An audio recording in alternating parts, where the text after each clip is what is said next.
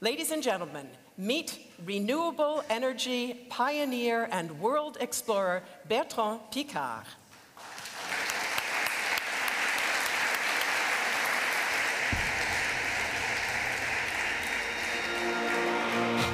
Achieving the first solar flight around the world.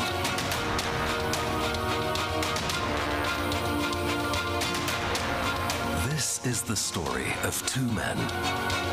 Bertrand Piccard, psychiatrist and explorer, and André Boschberg, engineer and entrepreneur. A team driven by a vision of the future and a passion for innovation. And the first airplane of perpetual endurance, able to fly day and night without fuel. Together with their partners, they wanted to show the power of pioneering spirit and clean technologies to bring solutions for a better world. Solar Impulse, the adventure showing that change is possible. It's a bit the moment of truth, because you simulate, you calculate, you imagine, but there is nothing like testing and doing it in real. We deeply believe that we can achieve impossible and incredible things with renewable energies, like flying around the world with no fuel. And if this works, of course, everybody can do it on the ground to make a cleaner world. And this can be your way to be with us in the plane. This was a scene in Abu Dhabi early this Monday. Dans ce journal également, on its way to the moon. This ultralight plane is powered only by the sun's rays.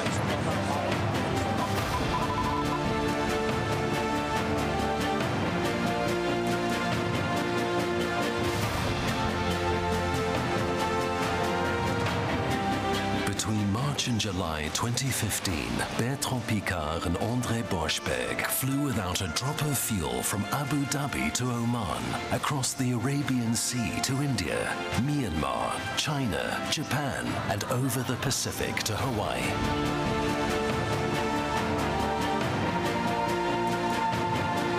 How are you feeling after all that time? You broke a world record in terms of solo flight at 2 hours.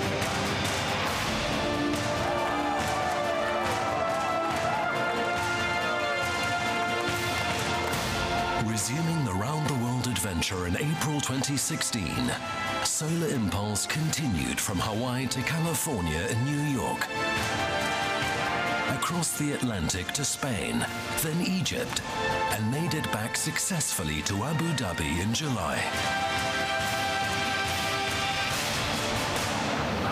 Today, the challenge is no longer to conquer the moon.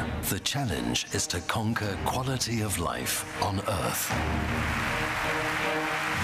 Our world desperately needs the implementation of clean technologies to reduce the energy consumption and the waste of natural resources.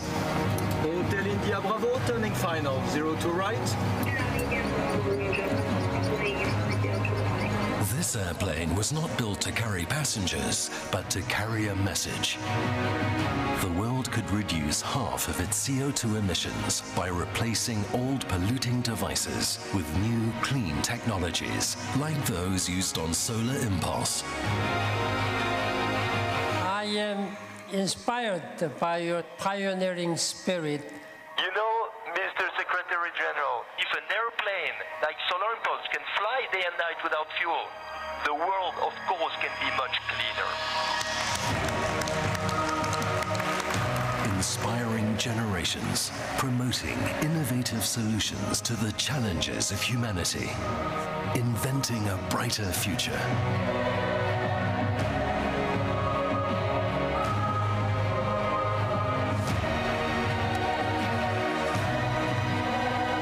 Solar energy technology made it possible to fly many days and nights in a row without fuel, crossing 2 oceans and remaining airborne longer than any jet plane in history. 2016 has seen the completion of this pioneering adventure, flying 40,000 kilometers round the world without a single drop of fuel.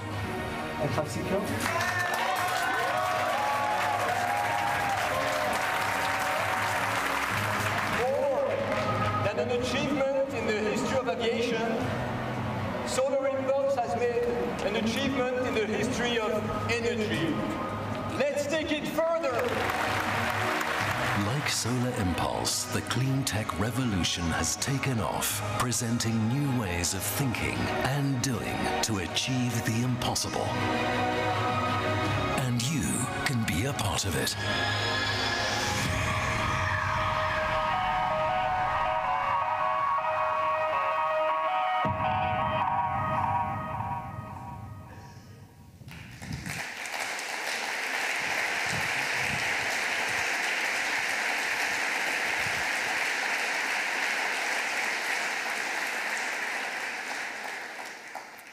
Excellencies, ladies and gentlemen, good morning. Are you aware of what it means for you to be in this room?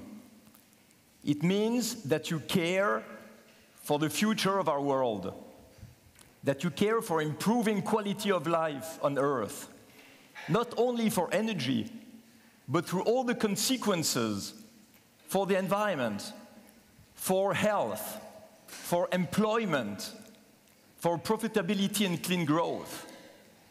And I admire you for that.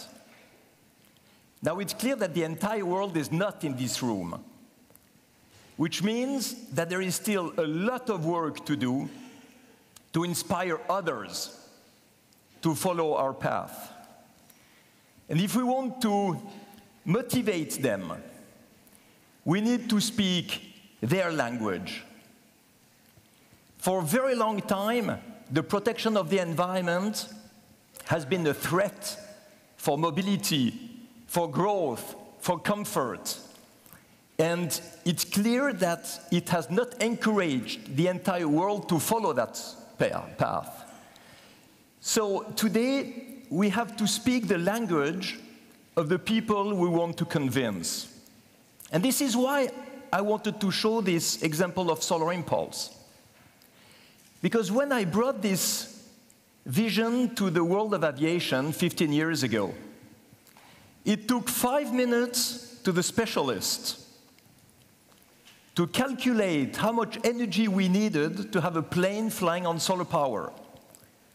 And after 5 minutes, they told me it's completely impossible. Why did we succeed? Because we changed the paradigm. After 5 minutes, we knew that the energy from the sun to fly a plane around the world day and night was not enough. But if you change the paradigm, you don't work on the energy production, you work on the energy consumption.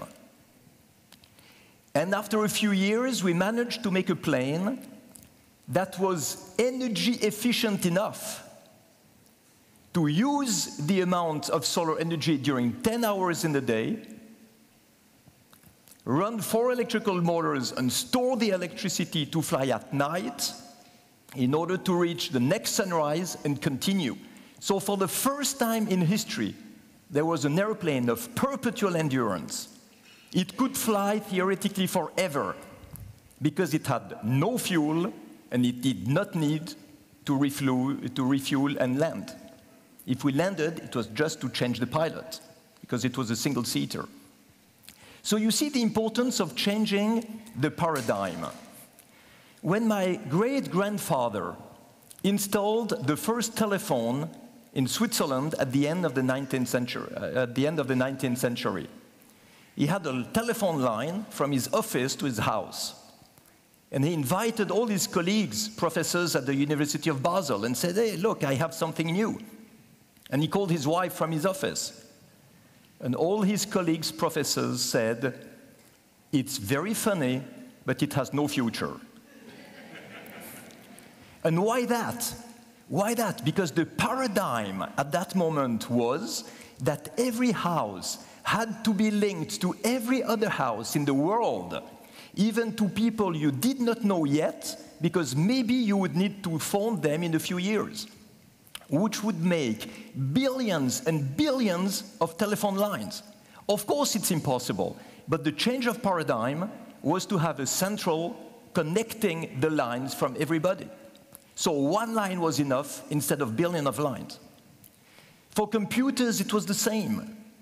The first computers were big as a house. The change of paradigm to allow us today to have one computer in each pocket was the silicon chips that increased the efficiency year after year. For the energy transition, it's exactly the same thing. We have to analyze what is the paradigm of today. The people who are fighting against the energy transition are saying that renewable energies will never give enough energy for the world. The change of paradigm is not more energy production, it is more energy efficiency. How can we save energy? And if you notice, all the clean technologies that allow to save energy today are even more profitable than energy production. Why that? Because you have to understand that humankind is like in a bathtub with a leak. And instead of solving the leak, we open the tap wide open to add water in the bathtub. It's clear that this is not profitable. What is really profitable is to link the energy efficiency with energy production, clean energy production. So you see that in that sense, innovation is not a new idea. Innovation is an old belief, an old paradigm that you leave behind. And this is the process of pioneering, of exploration, of innovation.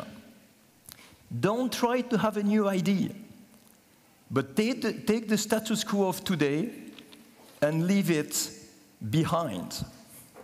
This is how the energy transition can become profitable.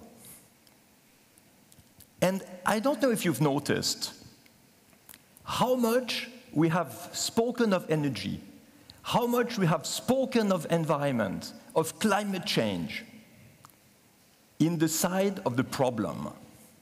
So usually, every conference about climate change is starting exactly the same way. With climate change, we have temperature increase, sea level increase, tropical disease coming to Europe, and millions of climatic refugees. And I don't know if you've noticed. And at the end, what do we see? We see that people are fed up of hearing the problems, they are depressed because the problem is too big, and they start to think, I don't do anything because I'm too small to have a result. The leadership today that the world needs is to bring the solutions, to bring the hope, and to bring the vision. Germany has shown the way, and I admire a lot this government for that. Now, in the rest of the world, what do we see? We see that most of the governments are managing the country instead of leading the country. When you manage, what do? You tell people what to do on a day-to-day basis. And the signal that you give is, you are too stupid to understand. Just do what you are told. And the result today are the votes in the extremist parties or the populism. People who say, you don't trust us, we're going to show you what we can do. For the worst, very often. This is why we need leadership. The leadership doesn't tell people what to do, it tells people why to do it. It sets a vision, and it explains the reasons why we should work for it, why maybe we have to make some effort in the beginning. And if you tell people why we have to do it, they will follow. They will be honored to be trusted. And like this, they will reach the success. Europe has done that after the Second World War, because the goal was to reach peace. There was a common vision. Today, peace is taken for granted. Maybe it's a mistake to believe peace can stay forever, but at least it's what people believe today. And what is the vision for Europe? What is the vision for the world? Not a lot. Let's put energy transition, let's put the protection of our future and the quality of life as the vision for the world. The people will follow. They will make the effort.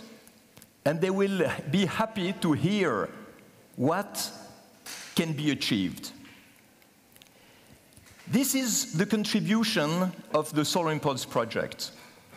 We have decided to launch the World Alliance for Efficient Solutions in order to bring, within 2 years, 1,000 solutions that are profitable to protect the environment. There are a lot of solutions everywhere. You don't need to invent them. You have startup or big companies. You have institutions or individuals. But they are not heard. They are not understood. On one side, you have a startup in Germany like First Selection, who is purifying water with a special reactor. You also have Covestro on the other side of the big companies who can reduce the energy consumption to produce chlorine by 30%, but it's not used in Europe. It's used only in China. So we see how important it is to promote these solutions, to bring people who have solutions together in order to really make a change. This is the work of pioneers. In the beginning, when you are a pioneer, you are taken for somebody completely crazy. And afterwards, people tell you, it's obvious. This is the fate of pioneers. So let's be pioneers, all together. And let's make the energy transition something obvious. In the future, we'll look back and we will say it's worth it. And we were here today and we did our job. Good luck to all.